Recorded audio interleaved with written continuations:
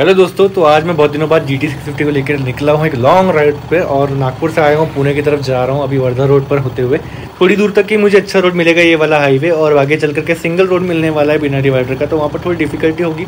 But मैं rider gear वगैरह सब पहन करके पूरी तैयारी से जा रहा हूँ। थोड़ा सा सामान मैंने अपने साथ कैरी किया है और बहुत ज़्यादा एक्साइटेड हूँ क्योंकि इस गाड़ी के साथ इतना लॉन्ग टूर करने में बहुत मज़ा आएगा। सुबह सुबह 8:30 बजे मैं नागपुर से निकल चुका था 2 अगस्त को। बहुत टाइम से वेट करता था, जैसे ही अगस्त स्टार्ट हुआ तो मैं शुरू कर दी राइड, क्योंकि मानसून जो है वो जुलाई तक मैक्सिमम रहता है और अभी मौसम जो है वो थोड़ा सा ठीक है। मुझे लगा ज़्यादा बारिश नहीं हो रही, तो इस मौसम में GT को निकालने के लिए अच्छा टाइम रहेगा।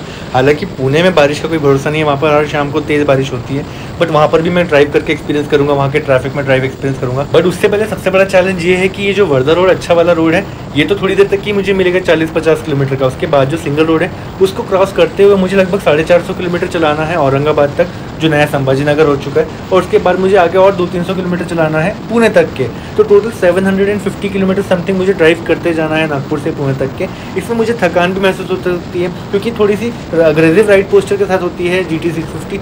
थोड़ा सा शोल्डर पेन हो सकता है। मेरे पास एक बैग है जो थोड़ा सा भारी है, तो मुझे शोल्डर पेन और बैक पेन उसकी वजह से भी हो सकता है। उसके अलावा पैरों में भी थोड़ा थोड़ा पेन हो सकता है क्योंकि भारी वाले राइडिंग बूट्स पहने हुए हैं। ग्लव्स की वजह से उंगलियों में पेन हो सकता है क्योंकि ग्लव्स जो है वो प्रोटेक्टिव वाले हैं, थोड़े से हार्ड होते हैं, तो फिंगर्स जहाँ जहाँ फोल्ड होती है, जो फ्रंट ब्रेक दबाने के लिए फोल्डिंग होती है और फिर अपना एक्सेलरेटर को पकड़ कर रखने के लिए वहाँ पर थोड़ा सा एंडिंग में फोल्डिंग होती है, वहाँ पर मुझे थोड़ी प्रॉब्लम होगी। वो सब मैं जानता हूँ क्योंकि मैंने पहले भी लॉन्ग राइड्स कर चुका हूँ। तो ये सारे चैलेंजेस क्रॉस करते हुए और माइलेज का ध्यान रखते हुए मुझे जाना है पुणे तक के, और आपको बहुत सारी इन्फॉर्मेशन इस वीडियो के एंड तक मैं देता रहूँगा। और एक्साइटिंग वीडियो क्लिप्स आपको मेरे आवाज़ के बिना रास्ते भर के देखने को मिलेंगे।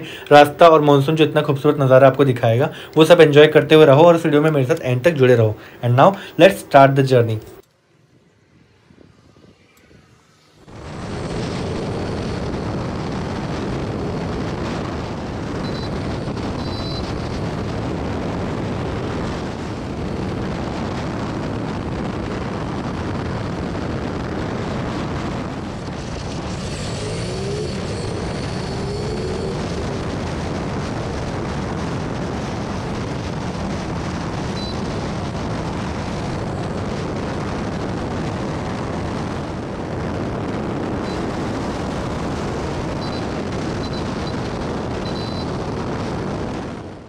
लगभग 1.5-2 घंटे चलने के बाद पहली बार मैंने ब्रेक लिया, वाटर ब्रेक। और मैं आज अपने साथ ना पानी कैरी नहीं कर रहा हूँ अपने बैग में, क्योंकि वज़न कम करना था।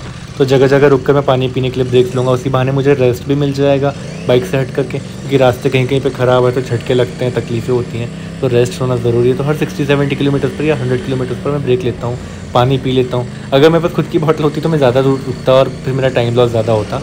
उससे बेहतर है कि मैं हर बार थोड़ी थोड़ी देर में 1-1.5 घंटे के अंदर रुकता हूँ और फिर पानी पीता हूँ, आधा लीटर की बॉटल या 1 लीटर की जो भी बॉटल मुझे मिले, और उसको 15 मिनट तक धीरे धीरे करके पीता हूँ। तो रेस्ट भी हो जाता है, पानी भी धीरे धीरे पीना हो जाता है, हाइड्रेशन अच्छा हो जाता है और काफ़ी अच्छा आराम मुझे उससे मिल जाता है।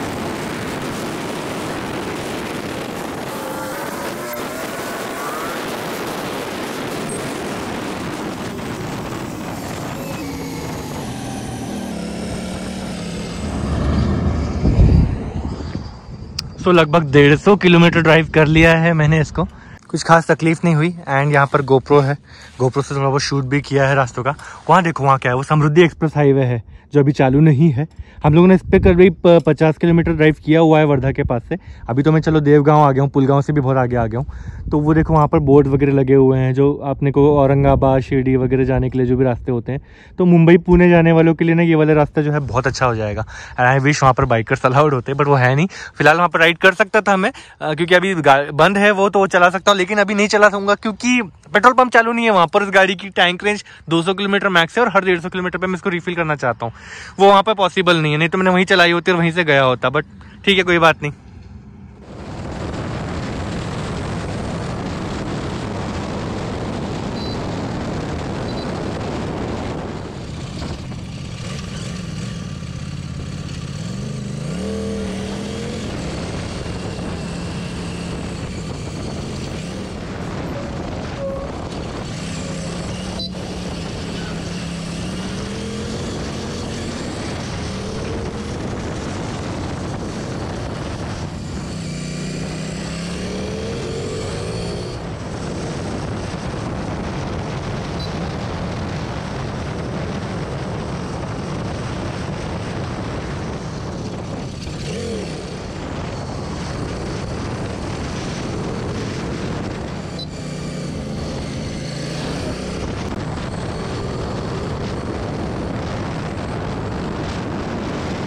GT650 की राइड क्वालिटी को लेकर के भी कई लोग क्वेश्चन करते हैं कि पता नहीं इसकी राइड क्वालिटी कैसी होगी, क्योंकि इसकी टेस्ट राइड वगैरह मिलती नहीं है। मैंने इस गाड़ी को परचेस करने के लिए अच्छे खासे रीजंस बताते हुए एक वीडियो बनाया था कुछ महीनों पहले। वो वीडियो आपको मेरे चैनल पर मिलेगा और इस वीडियो के डिस्क्रिप्शन में भी मैं लिंक दे दूंगा आपको मेरे GT650 के सारे वीडियोज़ की। अब मेन पॉइंट पर आता हूँ कि इस गाड़ी के बारे में मेरी क्या ओपिनियन है। एक्चुअली ये गाड़ी बहुत ज़्यादा हैवी है, पावर लोडेड है, टॉर्क बहुत ज़्यादा है, तो इसको चलाने का जो टेक्निक है थोड़ा सा संभल कर चलाना पड़ता है अगर आप बिगिनर हो। और एक बार आपको इसकी आदत हो जाए तो मेरी तरह आप बहुत ज़्यादा कंफर्टेबली इसको चला सकते हैं और बहुत ज़्यादा इसको लविंग नेचर से चलाओगे। इसके ओनर्स इसको बहुत ज़्यादा प्यार करते हैं अगर वो समझ गए इसको चलाने का तरीका क्या है। This is actually a cafe racer machine और इस गाड़ी का जो पावर टू वेट रेशियो है बहुत गजब का है और जो इसका वेट डिस्ट्रीब्यूशन है, सेंटर ऑफ मास है, वो बहुत बढ़िया बनाया गया है, जिसकी वजह से इसकी हैंडलिंग काफ़ी ईजी हो जाती है। अब मैंने एक और ब्रेक लिया हुआ है एक तालाब के पास में, नज़ारे अच्छे लगे तो मैं सोचा यहाँ पर रुक जाता हूँ, पानी में पैर गीले कर लेता हूँ। तो थोड़ा सा चिल मैंने वहाँ पर किया और वापस से राइड शुरू कर दी। हर बार मैं 10-15 मिनट के ब्रेक ले लेता हूँ और बाकी पेट्रोल पंप पर जब मैं रुकता हूँ तो वहाँ मैं कोई ब्रेक नहीं लेता हूँ, क्योंकि मुझे बस पेट्रोल डालना और गाड़ी आगे लेकर निकल जाना है। इतना सेटअप वगैरह पहनने के बाद मैं पेट्रोल पंप के पास रुकने की, ब्रेक लेने की इच्छा नहीं होती है। बाकी माइलेज के बारे में अगर पूछे तो 20 से 22 तक का माइलेज मुझे मैक्सिमम मिल रहा है और मिनिमम माइलेज 18 से 19 का मिल रहा है उस पूरे ट्रिप में। हाईवे पर कैसा है कि जब आपको रोड बहुत अच्छे मिलते हैं तो आप अच्छी परफॉर्मेंस राइड करते हो जाते हो तो थोड़ा सा माइलेज 1-2 किलोमीटर कम मिलता है, और जब आपको थोड़ा सा ट्रैफिक मिलता है, मतलब बहुत ज़्यादा नहीं बट थोड़ा बहुत भी ट्रैफिक मिलता है, आपको स्पीड कम रखनी पड़ती है, 70, 80, 90, मैक्सिमम 100। तो ऐसे टाइम पर कि इसके माइलेज जो है थोड़ा सा बढ़ते हुए 20-22 तक जाता है। कभी कभी बहुत अच्छा वक्त रहा तो आपको 24 का माइलेज भी इसमें मिलेगा, बट उसका एक ही शर्त है कि आपकी परफॉर्मेंस राइड ना हो रही हो, एक डिसेंट राइड हो रही हो।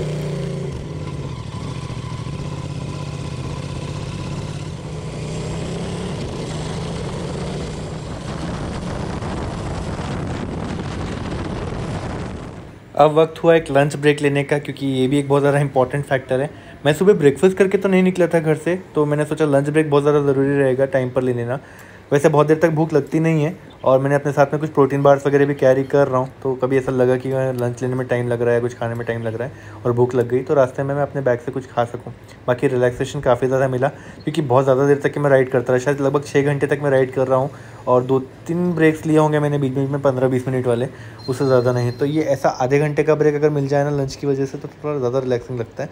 और बूट्स खोल करके मैं इसलिए बैठा हूँ क्योंकि यार पैरों को भी बहुत तकलीफ होती है इतने भारी भारी बूट्स पहन करके राइड करने की वजह से। बाकी यहाँ पर मुझे कुछ और बाइक एंथुसियास्ट फैंस देखने के लिए मिले। वैसे हमारे इंडियन आर्मी के ऑनरेबल लोग हैं, बट उन्हें गाड़ी अच्छी लगी हमारी, तो हमने उनके साथ में थोड़ी फ़ोटोशूट वगैरह की और अब वक्त है वापस निकल जाने का। तो मैं गाड़ी के राइड एंड हैंडलिंग के बारे में बात कर रहा था। वैसे गाड़ी में पतले टायर्स होने की वजह से थोड़ा डर लगता था शुरू में, ऐसा लगता था ग्रिप ज़्यादा नहीं मिलती है तो गाड़ी ज़्यादा हैंडलिंग के लिए सही नहीं है। But over the period of time I have realise, जो हमारे द वाइल्ड वंस के ग्रुप लीडर हैं बॉबी भाई, वो भी इस गाड़ी को जब राइड कर रहे थे वो तो बड़े अच्छे से राइड कर रहे थे, ऐसा लगा जैसे कुछ है नहीं। उनके पास में बुलेट 500 सीसी भी है, उसके टायर्स तो उससे भी पतले हैं, वो भी काफ़ी हाई स्पीड पर राइड कर लेते हैं, कई लोग कर लेते हैं जिनको एक्सपीरियंस है। एक्चुअली होता ये है कि एक बायस जो हम लोगों के मन में बन जाता है कि जो हल्की वाली बाइक से वो चलाने की हमें आदत है, हम सब मॉडर्न लोगों को, तो हम लोग को पुरानी वाली जो मशीन जैसी बाइक्स हैं, बड़ी बड़ी बाइक्स हैं, उनको राइड करना थोड़ा सा डिफिकल्ट समझने लगता है। बट पुराने ज़माने में यही बाइक्स होती थी बिना सपोर्टिव ड्राइव डायनेमिक्स के, तो इसलिए हम लोगों को ये थोड़ी सी डिफिकल्ट लगती है। बट रियलिटी ये है, इसको एक बार चलाना सीख गए, असली राइड एंथुसियास्ट होंगे ना, तो इसको चलाना जब सीख जाएंगे वो ज़्यादा अच्छा महसूस इसमें करेंगे और कोई और बाइक चलाने को उनको मज़ा नहीं आएगा।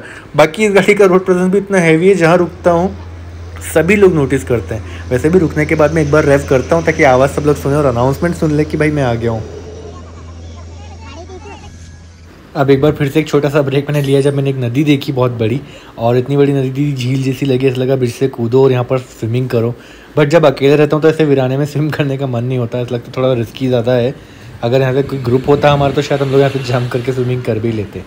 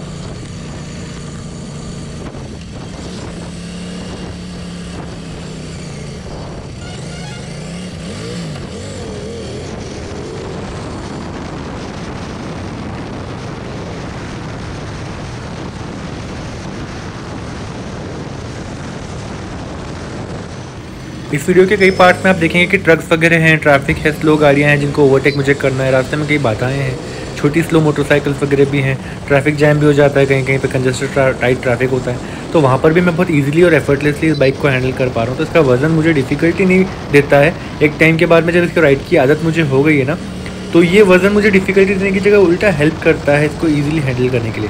अब जब गाड़ी खड़ी है और आप पहली बार इसको राइड कर रहे हो या हफ्ते भर आपने इसको राइड नहीं किया, तो आपको पहले 10-15 मिनट तक ऐसा लगेगा थोड़ा सा डिफिकल्ट है इसके वजन की वजह से, बट बाद में थोड़ी थोड़ी करके ये और इजी होती चली जाती है और मज़ा ज़्यादा आता है। बट बाकी वो तो है कि लॉन्ग टूर आप कर रहे हो ना, थोड़े थोड़े आपके हाथ लाल हो जाएंगे और आपको थोड़ा सा लगेगा कि स्ट्रेन पड़ रहा है बॉडी पार्ट्स पर, बट लॉन्ग टूर आप अगर मोटरसाइकिल से करोगे तो ये सब तो होगा ही। बाकी जो पिछले कई महीनों से मैं इस बाइक को राइड नहीं कर पा रहा था, तो ये वाली जो राइड मैंने निकाली है लॉन्ग टूर वाली, इससे मेरा काफ़ी हद तक सेटिस्फेक्शन बढ़ गया है इस बाइक के साथ में। और जो पैसा मेरा इतने सारे पेट्रोल पर खर्च हो रहा है वो बिल्कुल वसूल हो जा रहा है इस नज़ारे और इस राइड क्वालिटी की वजह से। तो ये अब मुझे ऐसा लग रहा है कि ऐसी राइड्स मुझे मोर ऑफन करते रहना चाहिए। तो अभी तो मैं पुणे और मुंबई की राइड पर निकला हूँ, बहुत जल्दी 1 या 2 हफ्ते के बाद में मुझे हैदराबाद और बेंगलोर की राइड करने का भी मन है। होपफुली उस तरफ भी आऊँगा, और वहाँ से अगर कोई मुझे वीडियो में देख रहा है तो कमेंट करके ज़रूर बताना, शायद हम लोग एक मीटअप वगैरह भी प्लान कर सकें। वैसे नागपुर और पुणे के बीच में ऐसे कई सारी घाटियां हैं, तालाब है जहाँ पर आप रुक करके रिलैक्स कर सकते हो, और शाम का वक्त मैं यहाँ पर रुक कर देख रहा हूँ तो मुझे मज़ा बहुत ज़्यादा आ रहा है। और जिस तरह के रास्तों से मैं गुजरते हुए ऊपर जाऊँगा, वहाँ पे आप देखो ऑफ रोड की सिचुएशन यहाँ पर बन गई थी कच्चा रास्ता होने की वजह से, बट गाड़ी को चलाना एफर्टलेस था। मतलब थोड़ा बहुत है, स्लो करना चलाना है आपको, बट अगर आप कॉन्फिडेंट हो तो ये वाली गाड़ी भी चला सकते हो ईजीली। इसको डेली राइड करने वालों के लिए तो ये कोई बहुत बड़ी बात नहीं रहेगी।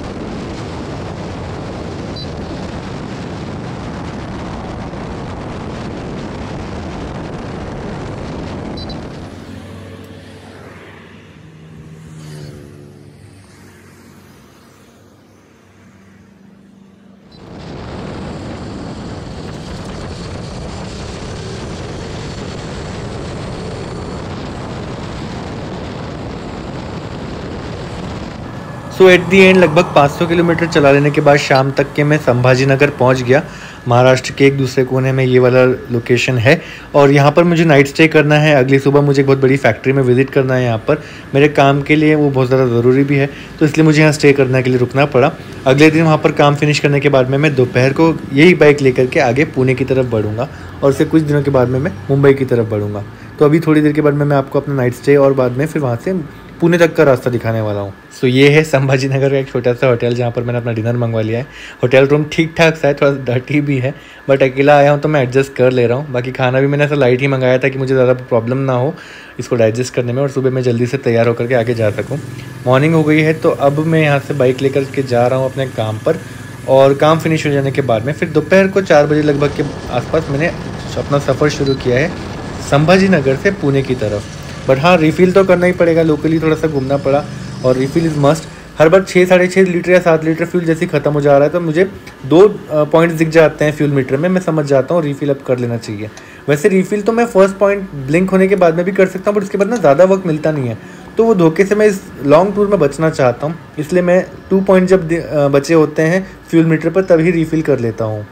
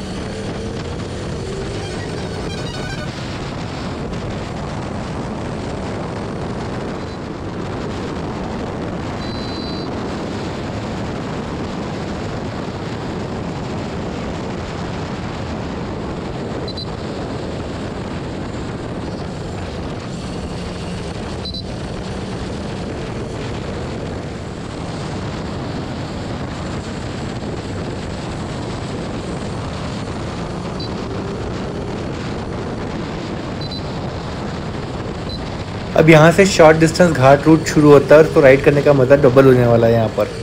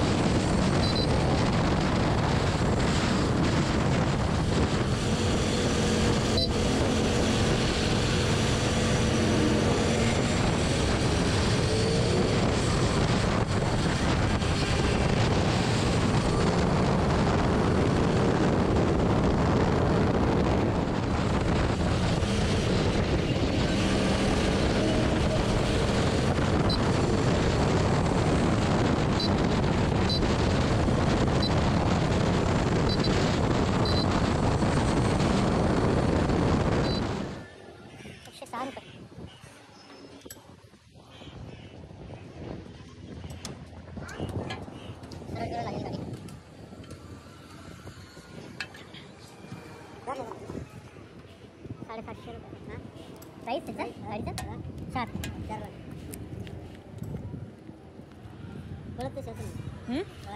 अरे भरपूर 160 तास जाते आरामात. किती लास्ट आपण 172 किलोमीटरवर रिफिल केलं होतं.